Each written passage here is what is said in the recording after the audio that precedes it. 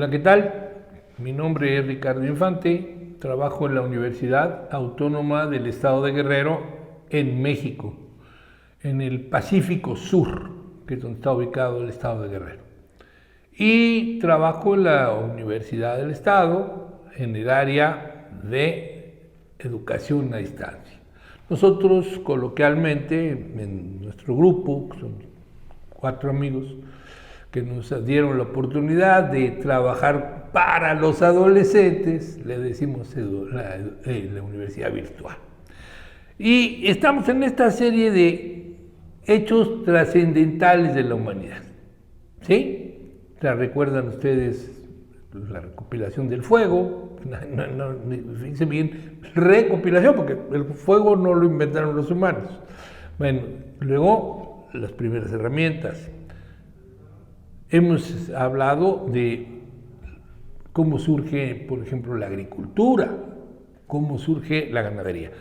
Hoy vamos a hablar de cómo, una vez surgida la ganadería y la agricultura, los hombres se vuelven sedentarios y aprovechan las situaciones de que se ponen en un determinado lugar geográfico para poder llevar a cabo intercambios con otros grupos humanos. ¿Esto genera qué? Los primeros poblados.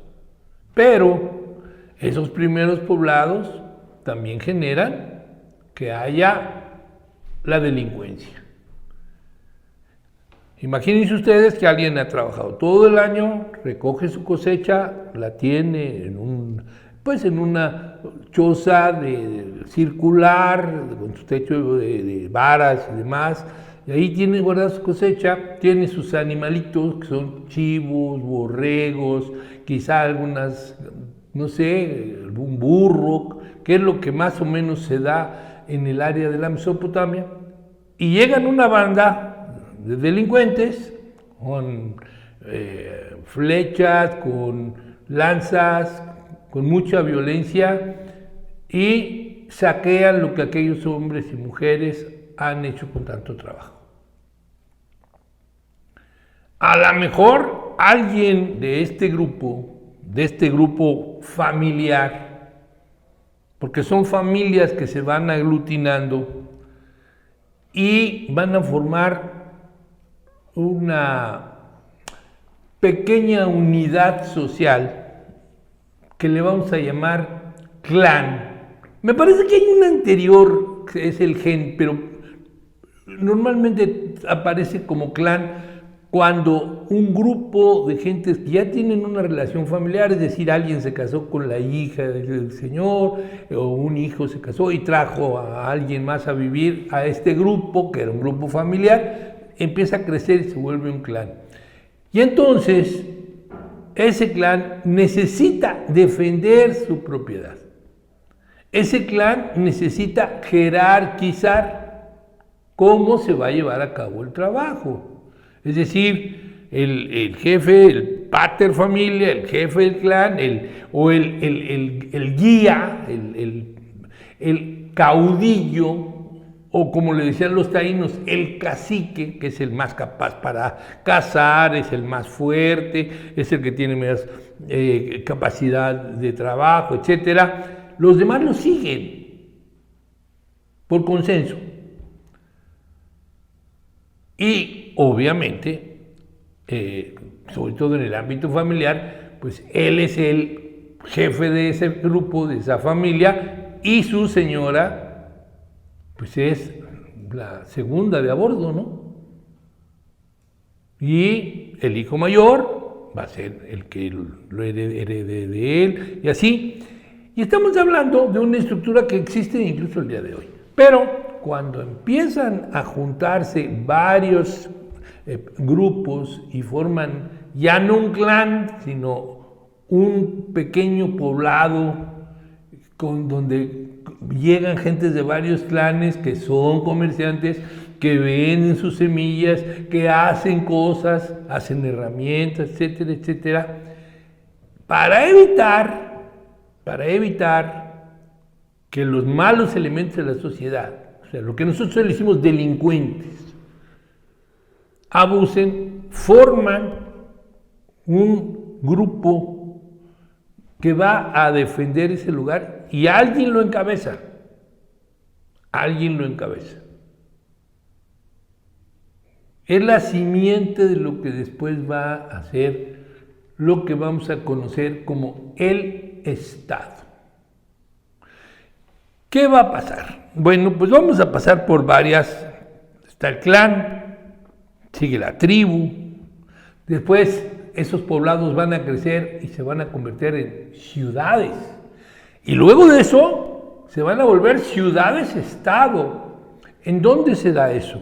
Pues se da en China, se da en Mesoamérica, hay un montón de ciudades-estado como Tenochtitlan, o como otras más en la región de los mayas, ¿no? Tikal, por ejemplo, Chichén Itzá, bueno, y obviamente en el mundo sudamericano también los incas tienen una circunstancia parecida, en donde se forma esta estructura que va a ser un cohesionante de un grupo humano, y después de esto se va a formar las primeras ciudades-estado, es decir, en donde ya existe una gobernación como tal, donde hay un personaje.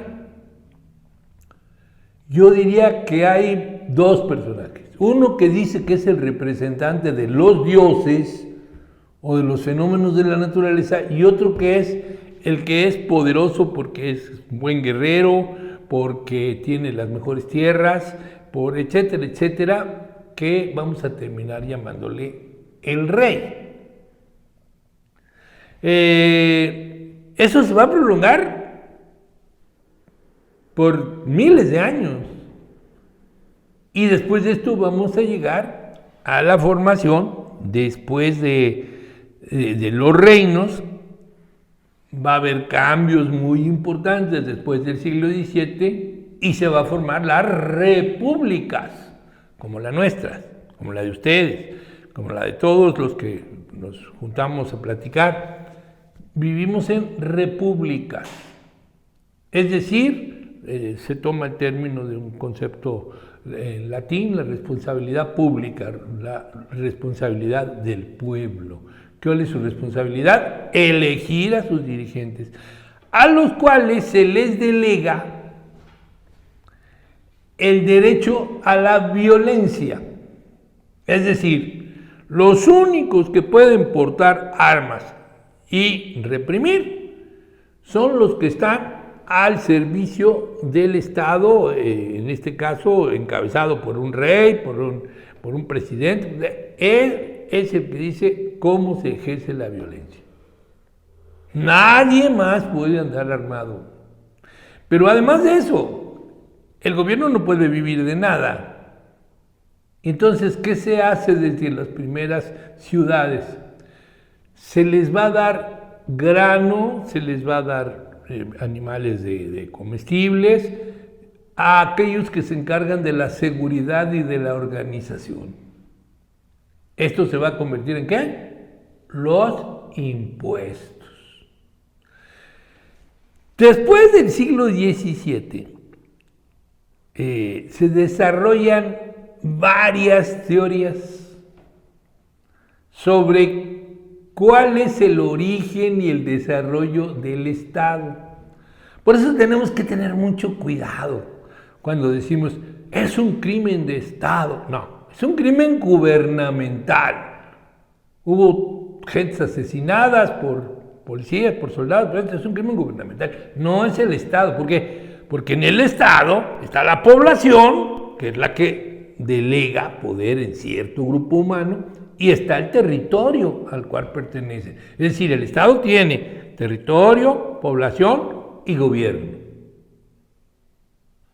La obligación del gobierno es la tranquilidad, es el hecho de que haya seguridad, es el hecho de que haya los mismos derechos y obligaciones para todos, aunque desgraciadamente, y esto es lo que se analiza a partir del siglo XVII, sobre todo con Thomas Hobbes, en su Leviatán, dice, el hombre es malo por esencia, es malvado, es criminal, es torturador, es abusivo, bla, bla, bla, bla, bla, y por tal motivo el Estado es necesario.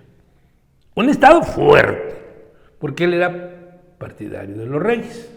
Entonces, aunque también decía, es falso que los reyes estén ahí porque los puso Dios. Los reyes están ahí porque la sociedad los avala. O sea, el verdadero aval de las autoridades y en especial de los reyes, ¿quién es? Su pueblo. El pueblo al que pertenecen ellos también, por cierto. Bueno, y entonces se escribe este libro que es el Leviatán. El Leviatán es un animal bíblico tremendo. Y entonces se supone que el Estado debe de ser así, un animal temible. Pero no para ahí. Por otro lado va a llegar Juan Jacobo Rousseau, un francés, y va a escribir una cosa que se llama El contrato social, donde habla de que los hombres hacen una suerte de contrato con las autoridades. Yo te pago impuestos, te delego el derecho a ejercer la violencia para que no haya problemas y tú me tienes que cumplir con que yo tenga libertad, con que yo tenga una propiedad y esté asegurada, con una serie de cuestiones. Esto lo ve Juan Jacobo Rousseau de una manera obviamente muy diferente a la que ve Hobbes. Y después de esto vamos a encontrar a John Locke. Tanto Hobbes como Locke son ingleses, el otro es francés, o de origen francés más bien. Me parece que nace en Suiza, no estoy seguro, perdón. Y entonces John Locke dice, no, espérame, es que la sociedad tiene que defender sus derechos, el ciudadano tiene que defender sus derechos. No puede ceder así como así a que el Estado haga lo que quiera. Entonces son tres propuestas diferentes, básicas, de lo que significa el Estado contemporáneo. El Estado-nación se le llama después del siglo XVII, se le llama el Estado-nación. Nosotros todos tenemos un aparato estatal. Ese aparato estatal tiene obligación de darnos seguridad, educación, salud, libertad. Esas son sus obligaciones fundamentales. Habrá otras más, pero esas son las fundamentales.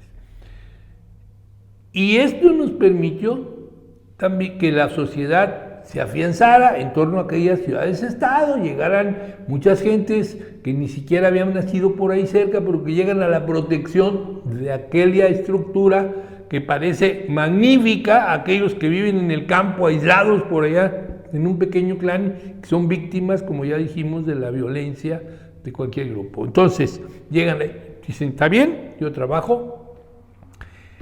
De repente en esas ciudades se dice, vamos a construir las primeras ciudades de las que vamos a hablar nosotros, porque somos parte de la cultura occidental, pues son las ciudades de la Mesopotamia, que es de donde viene nuestra civilización. De ahí los griegos aprendieron muchas cosas y muchas otras las aprendieron de otra gran civilización, los egipcios. Esto básicamente es la forma en que somos gobernados. Es importante que ustedes lo sepan. Es importante que sepan que nosotros delegamos en las autoridades, pero las autoridades tienen obligaciones. ¿Sí? Y es importante que lo sepamos. No nos están haciendo un favor, no son más poderosos que... No, son de alguna manera, están pagados por nosotros. Son nuestros empleados. Creo que es importante que sepamos esta estructura, aunque esta estructura trajo problemas. O sea, algunos que estaban más cerca de la cabeza del poder, pues obviamente tuvieron canonjías y nacieron las clases sociales.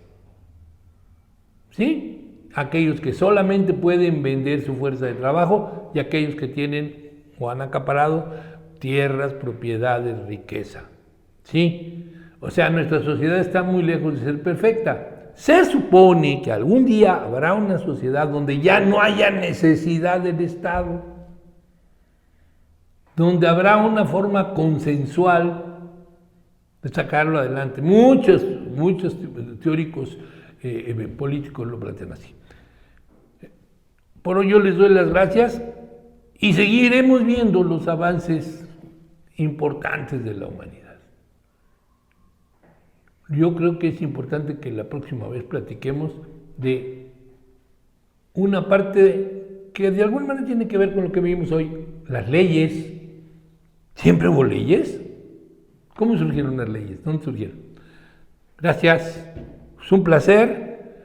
Escríbanos, ya saben que aquí el sur de México, con mucho cariño lo estamos esperando.